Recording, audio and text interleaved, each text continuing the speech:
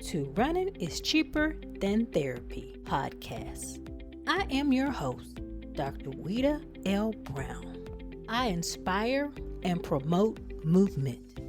I explain how running adds to life from a mental wholeness aspect, how obstacles can be overcome in life to make it to your finish line. Welcome to Running is Cheaper Than Therapy, episode 13. Today we have a special guest, Dr. Ericka Goodwin, the CEO of Goodwin Wellness Enterprises, LLC, and Goodwin Medical Associates, LLC. She is a board-certified child, adolescent, and adult psychiatrist. She is also a best-selling author, speaker, and integrative lifestyle coach. She's a proud graduate of Spelman College and Emory University School of Medicine. She completed her general psychiatry training at Morehouse School of Medicine. She became a Gene Spurlock Congressional Fellow before training in child and adolescent psychiatry at Harvard. She is passionate about improving mental health, making people feel loved, cared for, and seen, and helping people see the best in themselves. In addition to her clinical work, she has co-authored Thinking About Quitting Medicine, Volume 1, Mind Matters, a resource guide to psychiatry for Black communities, How Amira Learned to Love School Again, a story about ADHD. Her new book is Fixture Fairy Tale, a woman's guide to a great life, love, and legacy. Along with working as a traveling psychiatrist, she also has an adult telepsychiatry practice. Dr. Ericka also mentors and volunteers as faculty at Morehouse School of Medicine. Her goal is to enable women to embrace their authentic selves, free from the expectations of others, while living a life filled with love and joy. In her free time, she enjoys traveling and cooking. Dr. Ericka lives in Atlanta, Georgia. Dr. Ericka is also a good friend. It's interesting how we met. I was running a race in Jamaica and ran into a good friend, a Florida A&M classmate, Dr. Valencia. Dr. Valencia was there with her girls. This was a girls' trip before the movie. Shout out to Will Packer, another Florida A&M University graduate. Well, I met Dr. Ericka, Dr. Keeley, Dr. Dara, and Joy that trip and decided to join them the following year for the next Reggae Half Marathon. Again, thank you for joining me. I'm excited to have you on today. Dr. Ericka is beyond awesome, professionally and personally. I consider her a dear friend.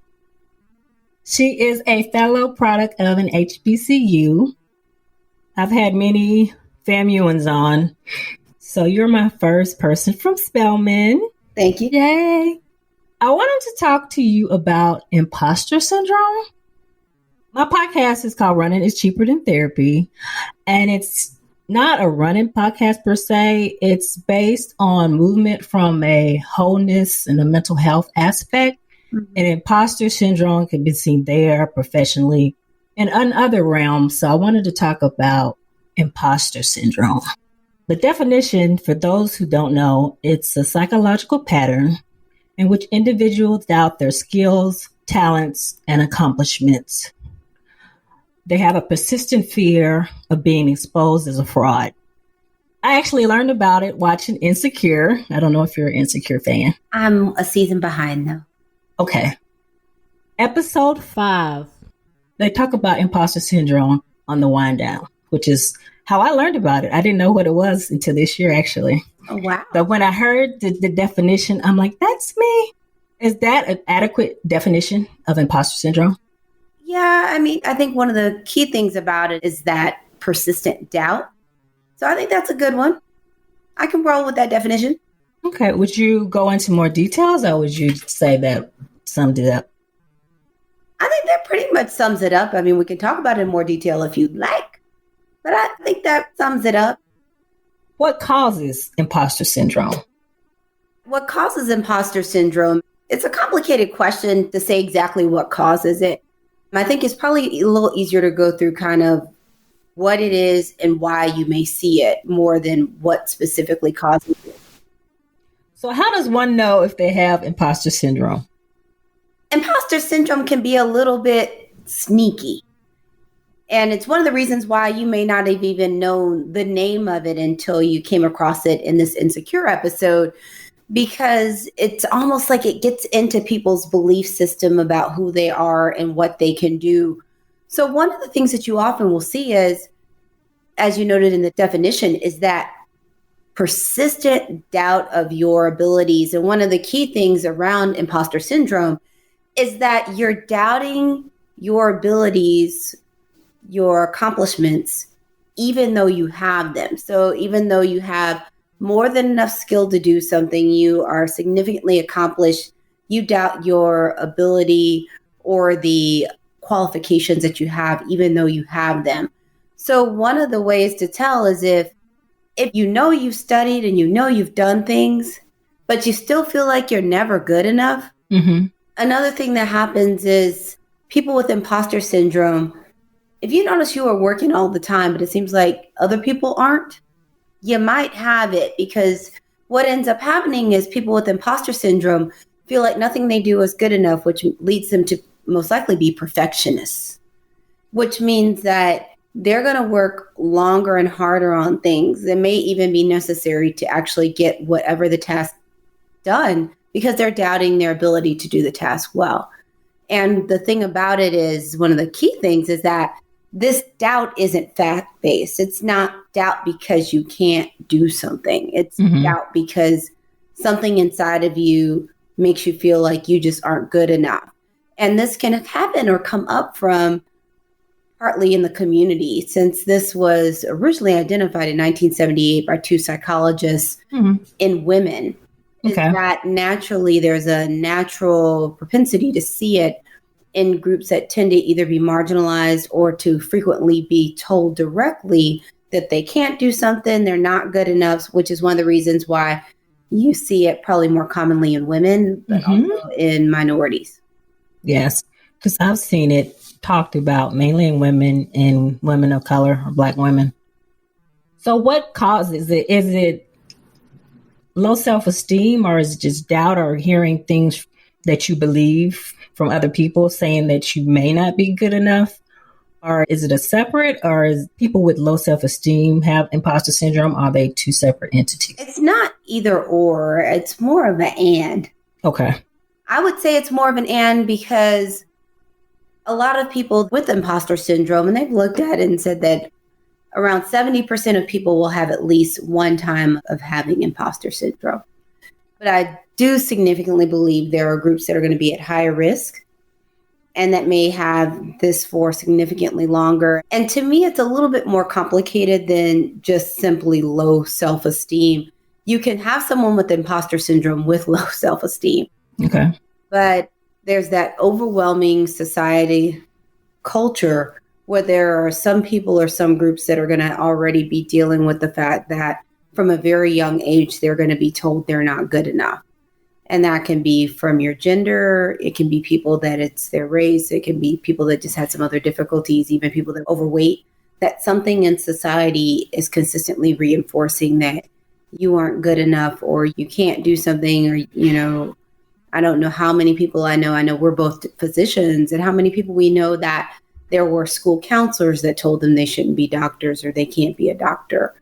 The first thing is this input that's coming either from society or people around you, literally telling you you can't, or you aren't good enough to begin with, or you don't have the capacity to do something. So I think that's one layer.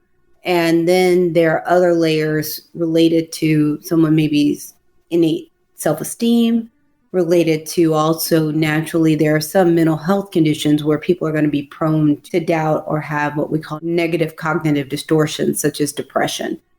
Okay. You kind of see things as, it's like the opposite of seeing things through rainbow glasses, where they just seem like you see kind of the worst or something catastrophic or something's not good enough. And naturally, if people are having negative thoughts about themselves, then they're most likely not going to feel particularly confident. So it can be multifactorial. How prevalent is it? Up to 70% of people will experience imposter syndrome in some form. It's interesting. When I think I was in high school or middle school, I had just got inducted into some honor society. And I was in this club called 4-H. And this one girl told me she was surprised because she thought I was dumb. And I don't know why. Like when I have a bad day or something goes wrong, or like I do bad on the test, I remember this girl calling me dumb. Anyway, what are the different types of imposter syndrome? I feel like I'm a perfectionist, and sometimes it causes me to not try new things. I feel like if it's not perfect, like why even put myself out there sometimes? So I have to like have this internal dialogue with myself when I'm doing something, when I'm trying something new, even like at work, if it's a new case, or even doing this podcast, or even when I wrote a book, I'm like, I'm not an author. I don't write well. So it's like I always have to have this internal dialogue telling myself that I can do it. It doesn't have to be perfect. Just start it. You always can improve. But if you never start, you'll never get anything done. Right. So they've labeled about 5 types of imposter syndrome. And actually, you started with one, the perfectionist. Another one is the superwoman or superman, even though one of the things that's kind of neat is you can tell that they talk about women a lot of imposter syndrome, because a lot of times you'll see superwoman, not even see superman, even though men can experience this.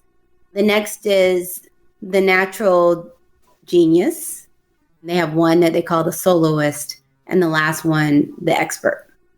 And with the soloist is just like they can't depend on anyone else. It's like they have to do everything themselves. Mm-hmm. So I wonder which one is more prevalent. I'm not sure how many studies they've done to kind of try to break out to say which one is more prevalent than another. Is this, I guess, a DSM-5 diagnosis? No, even though imposter syndrome was described by 2 psychologists, it is not in the DSM. Okay.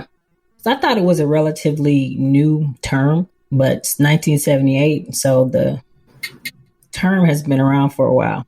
Well, and I think some of it is, and for your listeners that aren't familiar with the DSM is like the mental health diagnostic Bible.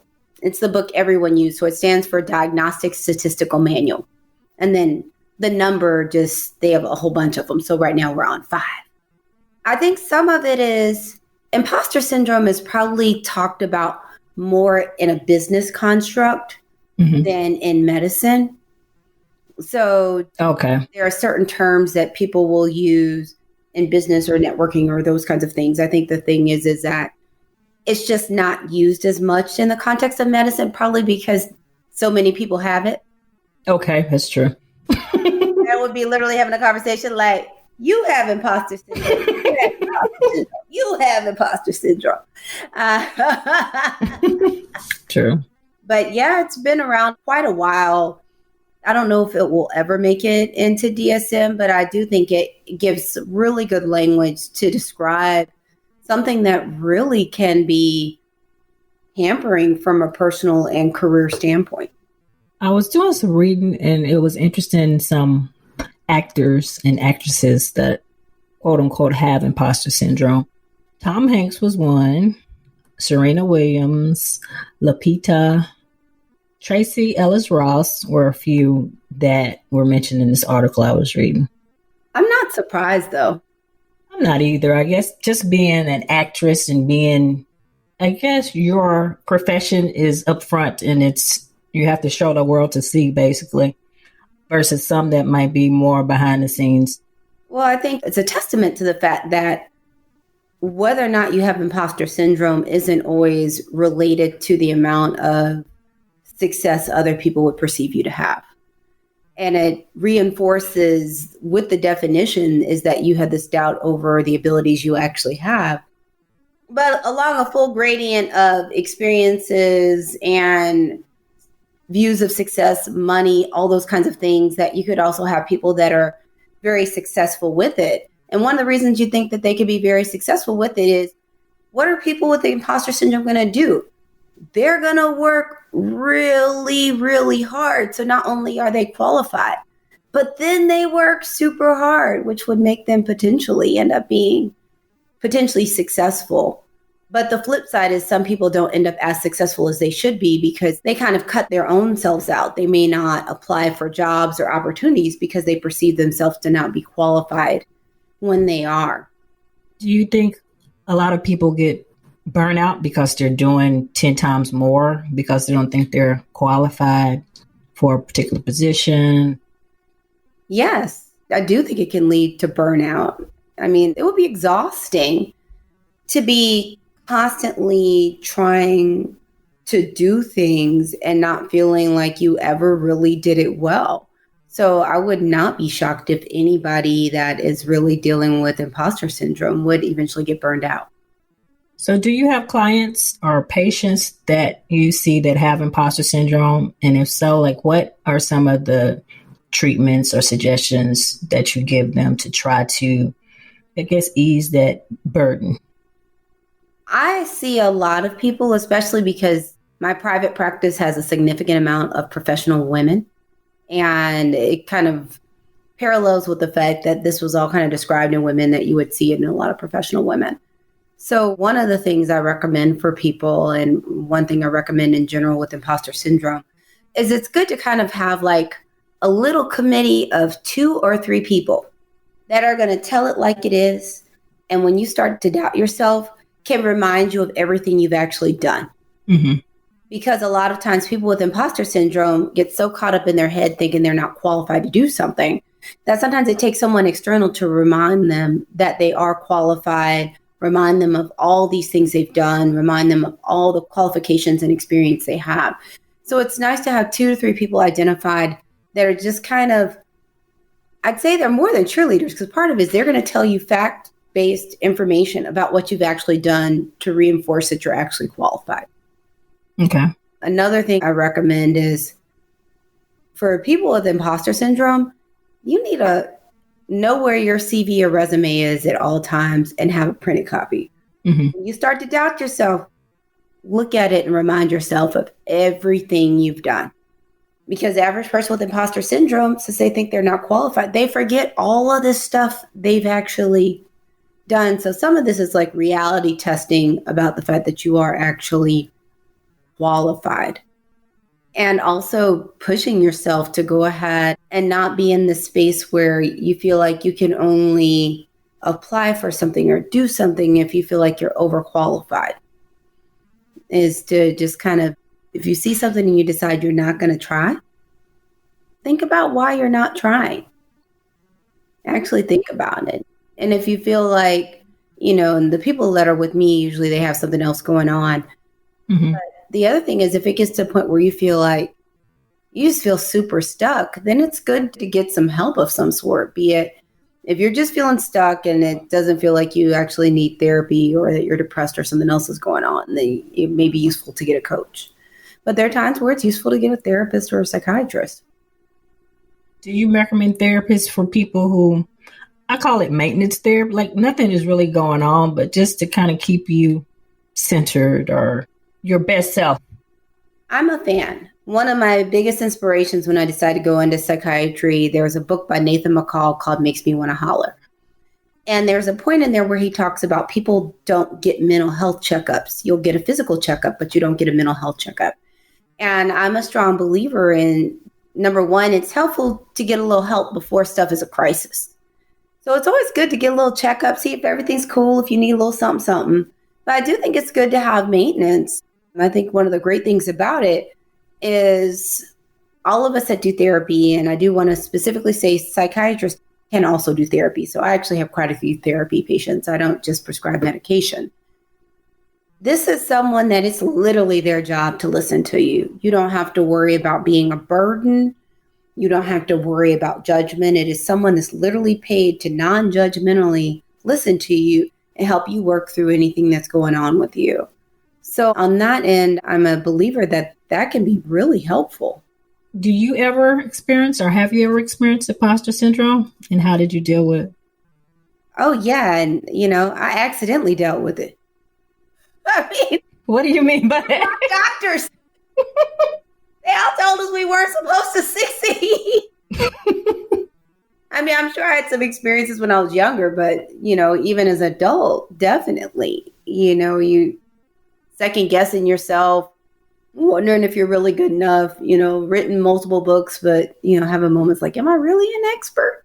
Mm-hmm. So, yes. And also medical school and fellowship were difficult for me.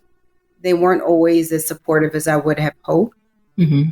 And naturally, there are times in my professional career where you weren't really sure if someone really wanted you to win. I think for me, part of what was helpful is I've always had very close friends and I have a very supportive family. So being able to tap into them was very wonderful. I'm also an avid reader of self-help. Okay. And I actually have multiple coaches. Okay. I started running after my mom passed away. I had actually clinical depression. And running, well, I started it as a way to lose weight because I gained a lot of weight. I'm an emotional eater. But I found that I felt better after I ran. But I've been running and doing different. I just started doing triathlons, and imposter syndrome sometimes creeps in there because I just learned how to swim technically in 2017. It's basically mind over matter, particularly in a race. And I find a lot of other athletes, it's like they doubt their abilities, or they don't look like a certain person, or they may not be as fast as a certain person, but they're still an athlete. So do you have clients, or would you have any advice for my listeners who are new to a sport or just want to try something out, but these doubts keep creeping up in their mind? Or they may not have a $10,000 bike. They may just have a hybrid, but they want to try to do a triathlon, or they may not be able to swim as fast as this other person, but they know how to swim. So one thing that I do is when I freak out in a race or in a pool, I just tell myself I can swim. That's one of my mantras, because I might not be fast. I might not be the most technically sound swimmer, but I can swim and I won't drown. So that kind of calms me. But other things that you would advise people who are trying to get over that fear or that uncertainty, trying to do something new? As far as when it comes to athletics, one of the first things to just remember is for each athlete, especially if you're not in the level of elite athletes, is I can swim. I'm not going to be Michael Phelps. No, far from. The first thing is being realistic of where you are. So if you're new to something, you're not going to do it to the same skill level, be the same speed, do it as well as someone that has been doing it for what feels like a lifetime. So some of it is having realistic expectations of yourself, that if you're going to even look at it from the view of being a perfectionist, you want to be the best version of you. So I understand. I actually swam competitively. I didn't know that. I did. I was consistent, but did not have a high level of natural speed. And as an athlete, there are some people that are just fast at any sport. And they're usually, when they first start, they're super fast and they have the worst form of anybody. Mm-hmm. They run crazy. They swim all crazy. They have horrible form and somehow they are faster than everybody else. And I had excellent form, but I just didn't have as much natural speed. I was never going to be the fastest person in the pool. I was very consistent. I was good for points in a meet, but I was never going to be the absolute fastest person. And I think some of it is just learning that you're going to be the best you. And if you're new at something, to release yourself of this expectation that you have a skill level that doesn't match what you did. And that you have to celebrate all the wins. And I think that's where, when it comes to, if you're looking at athletics and being a perfectionist, one of the things is you have to celebrate all the wins. It's like, if you just learn how to swim in 25 yards is a win. Mm-hmm. The first time you swim in open water from being in a pool is a win. It sure is. The first time you get on a real road bike, that's not just rolling on your Huffy. Mm-hmm. It's a win, and I think it's a lot of what happens is people start looking at what is the end goal and nothing that is in between. So I want to run a marathon, but I've never run a mile. Well, you're not going to go from never run a mile to running 26.2 miles. So not celebrating and acknowledging all the steps in the middle, you'll feel like you failed when you actually were successful. And when it comes to things, one of the things I recommend for people that when it's outside of this kind of perfection, when you're just trying to do athletics is one thing, but when it's other kinds of productivity, it's something else. And there's a book by Dan Sullivan called The 80% Approach, which is gold. Okay. It's the best 36 pages I think I've read in my life. Really? Okay. Because it literally talks about ways to fight procrastination and perfectionism. I need to check it out. Yes. And the thought about it is that most people, their first effort is 80% of what you need. And a lot of times that is good enough. And he talks about all the different strategies to increase your productivity and move through tasks faster. That also then relies on the people that you have for support. And I think for a lot of people with imposter syndrome, part of it is you're thinking you can't do something when you already did it well. So having some other strategies to help kind of get in there and make you go ahead and do things and get them off your plate makes a huge difference, so that you're not just sitting stewing over every single task, wanting it to be 100% perfect when no one knows the difference. So true. Before I started podcasting, I listened to a lot of YouTube videos.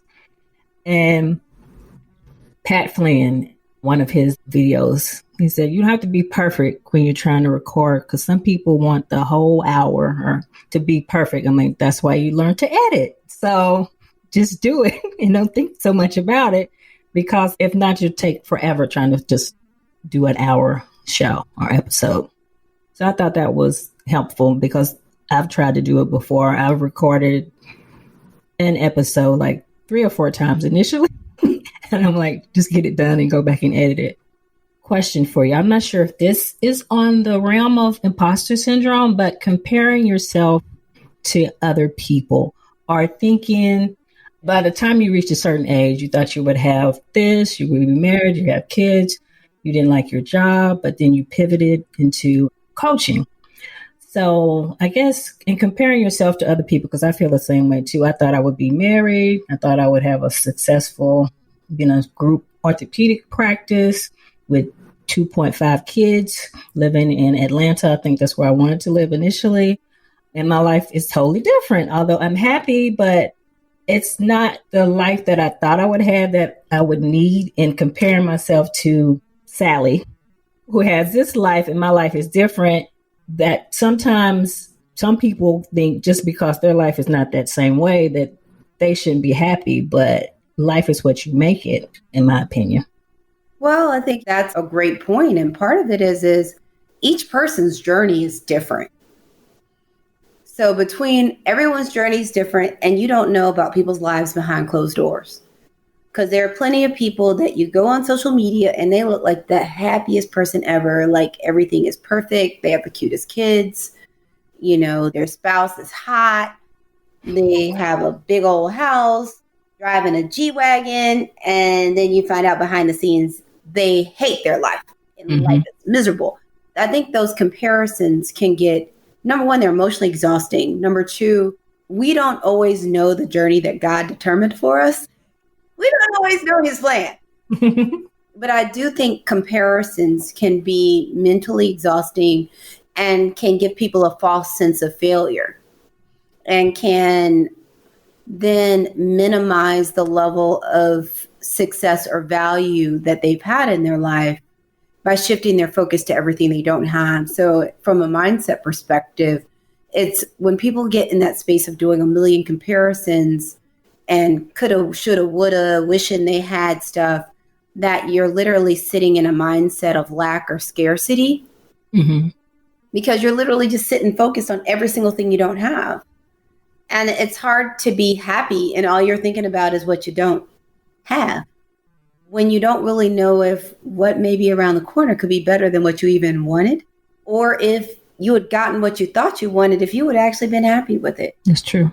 I do think that those comparisons can be a bit destructive, and was one of the things that led me to do my book. It wasn't just comparisons, but also just this thought that this is the life we're all supposed to have. And if you don't have it, you're jacked. And what I was seeing around so many people, between friends and patients, was that people were having a lot of self-destructive behavior because of this frustration of this lack of not having this dream the way they wanted it. And then it was causing people to just, people, and, I did some stupid stuff too, just to make dumb decisions out of these spaces of feeling either unfulfilled, unvalued, or just like you have not done what you were supposed to do. So tell me more about your book, Fixture, Fairy Tale, A Woman's Guide to Great Life, Love, and Legacy. Thank you so much. I'm so excited about it. The interesting thing is it came out in February, right before COVID. Yeah. Where everything just seems to hit pause. Yes. For a little while. But I was so excited to do it because I originally outlined the book way back in 2004. Okay. But I didn't actually write most of it until 2019. Okay. So it had 15 years to just cook. Okay. One of the reasons I think it needed to cook so long is I needed more life experience, which I think gave me a different perspective for when I wrote it, because the theory behind the book is that there's this fairy tale that women are taught and socialized into from a very young age, that our goal is to get married. And if you check all the boxes and do all the right things, you're going to get married, you're going to have the 2.5 kids, a dog, and a white picket fence, and the perfect life ever. And that these things are all going to magically happen if you are a good girl. Yes. And what we're seeing happen more often is that people are getting their education, they're doing what they were taught to do, but there is no reward of this husband and kids at the end of the rainbow.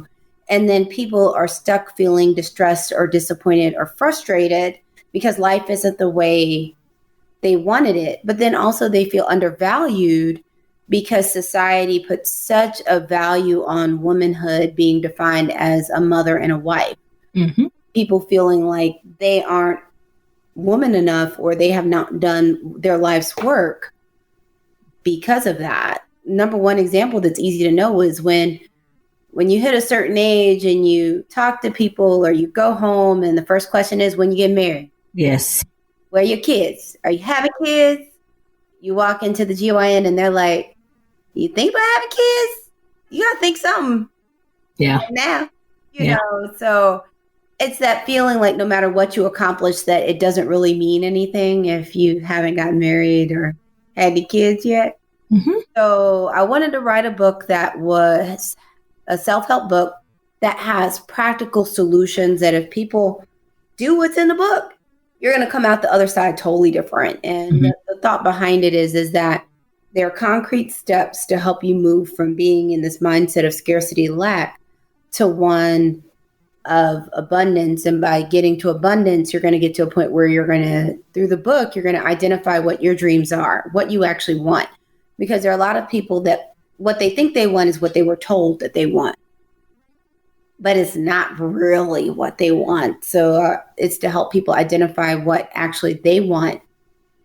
Also do the work on themselves so that they can have healthy relationships and feel comfortable and confident to go after what they want, to get to a point where then you're at a place where then you're attracting the kind of relationships you want.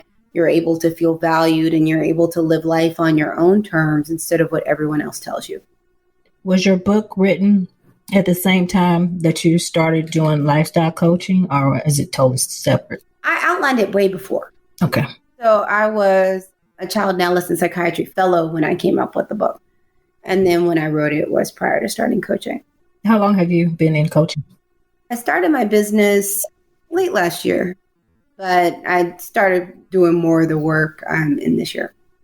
So tell me a little bit about your other, I know you do telehealth, psychiatry, and you do a traveling psychiatrist, which is interesting. It's not the typical medical doctor, which is something I admire too. For some reason, there's only one of me. I'm a little bit unique. I feel like when God made me, he broke the mold. I feel the same way too sometimes. I don't know what it is. I never would have thought as growing up, I'd always been one of those people that felt like I had to follow all the rules. Like even at this age, sometimes I get stressed out if I don't follow the rules.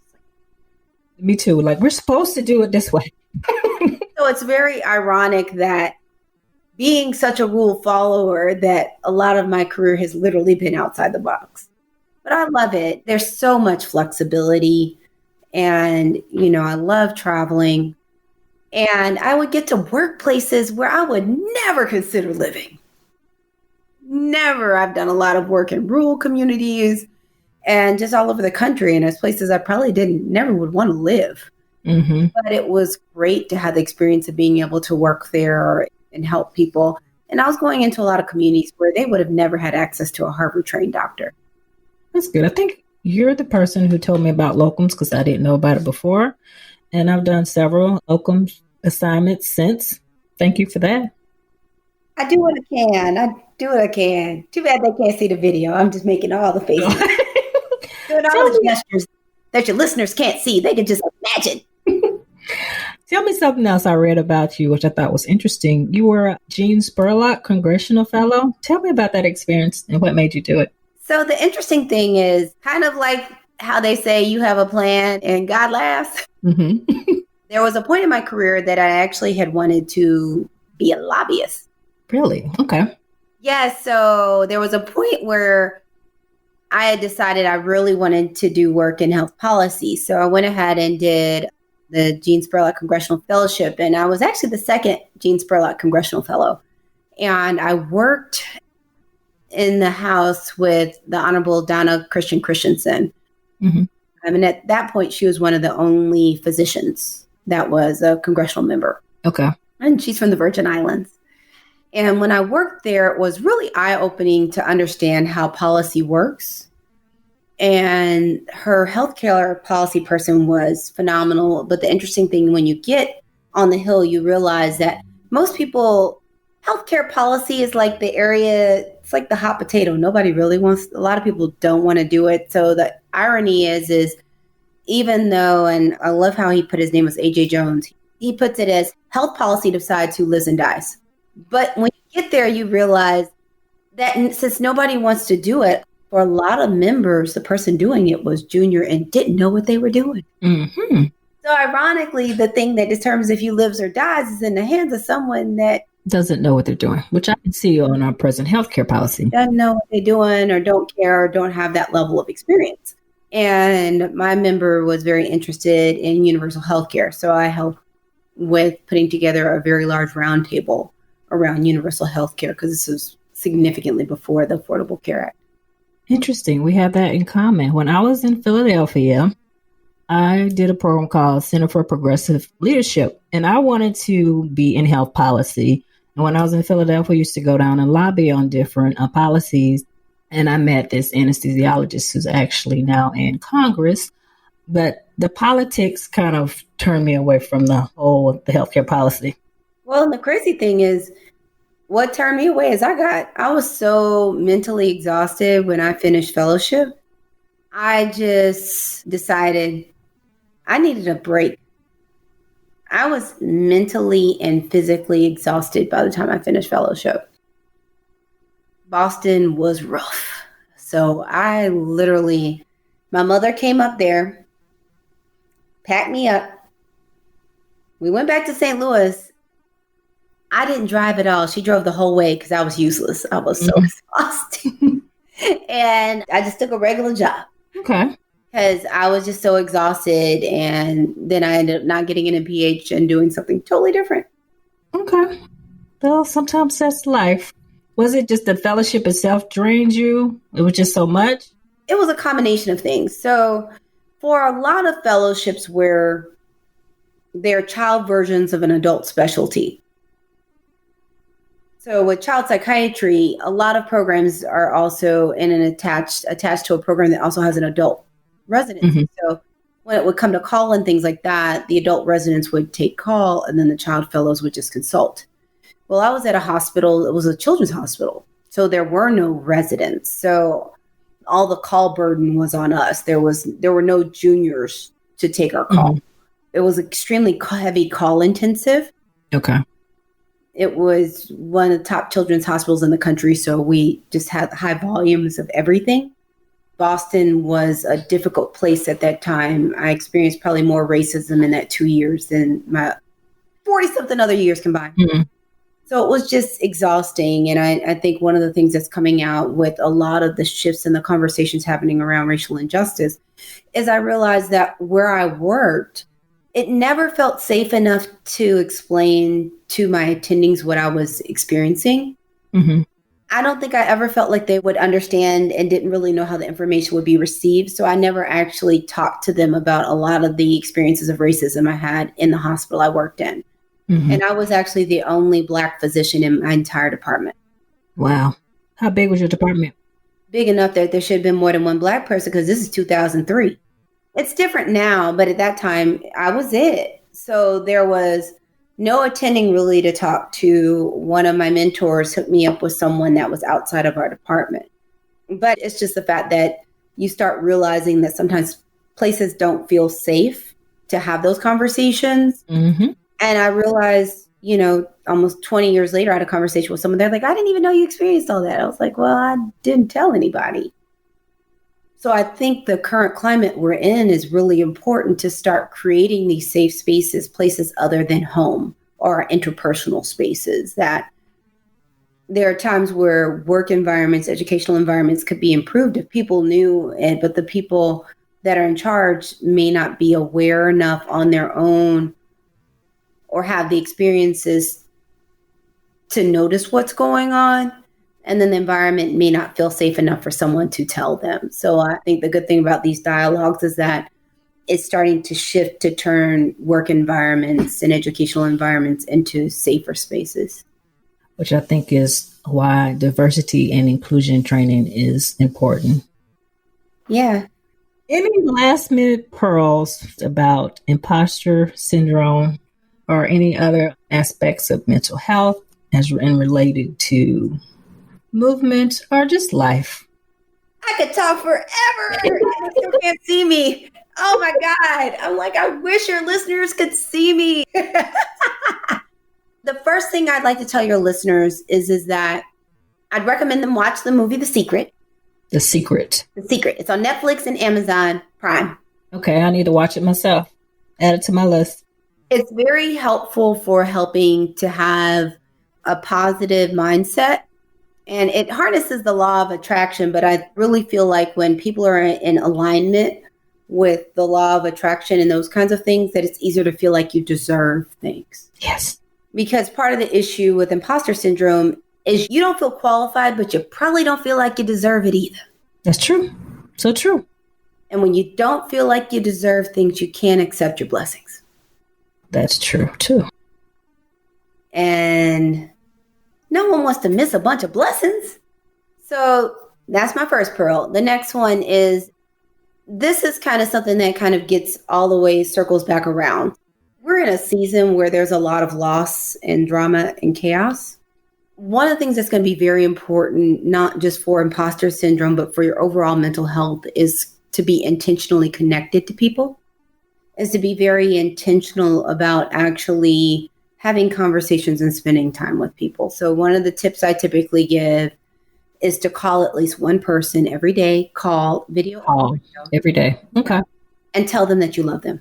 Yes. Okay. It helps you stay connected. And by staying connected and continuing to foster these interpersonal relationships, that helps build kind of like your squad, your section that's going to be there if you're having imposter syndrome, to remind you of how great you are, how qualified you are, what you really deserve. And you're going to need those people around you to remind you sometimes. And if I had to say one more thing is, and I know you believe in this too, it's make sure you have a little quiet time. That's going to help you get connected with all that stuff that's in the inside. And also let you hear whatever God or your higher power is trying to tell you, which can change your life if you can get quiet enough to listen. I think those are the biggies with that. Do you want me to tell people where to find me, or Yes, that was my next question. All right. So you can find me on social media. I'm literally everywhere at Dr. Ericka, DoctorEricka. That's DoctorEricka. The next thing is, let's see, if you need a little mental health checkup or just want someone to check up on you, or you're feeling stressed or exhausted or just not feeling like yourself, I won't even lie. I'm extremely good at what I do.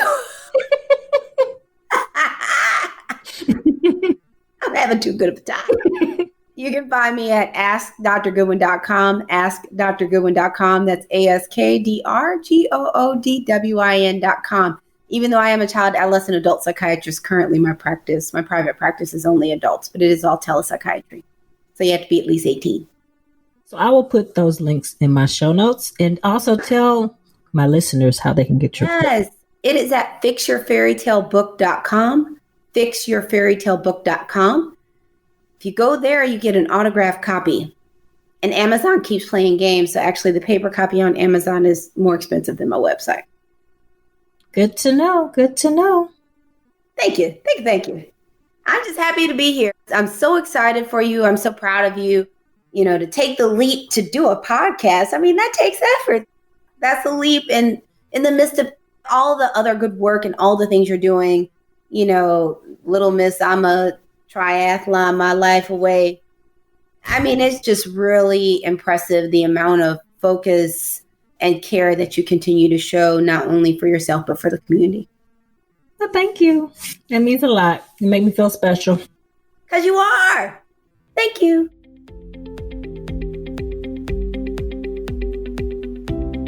That wraps up this episode of Running is Cheaper Than Therapy podcast. Thank you for tuning in. Please, if you already haven't, download Running is Cheaper Than Therapy podcast on iTunes, Spotify, or however you listen to your favorite podcasts.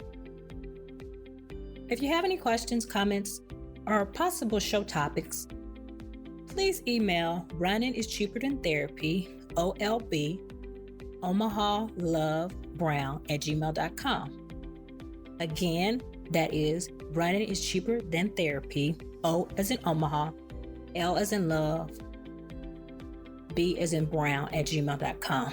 Dr. Brown can also be reached via Twitter, Facebook, Instagram, and YouTube. Handle We OUI Life LIVE, We OUI Love LOVE. Again, We OUI Life LIVE, We OUI Love. Thank you, and please tune in again.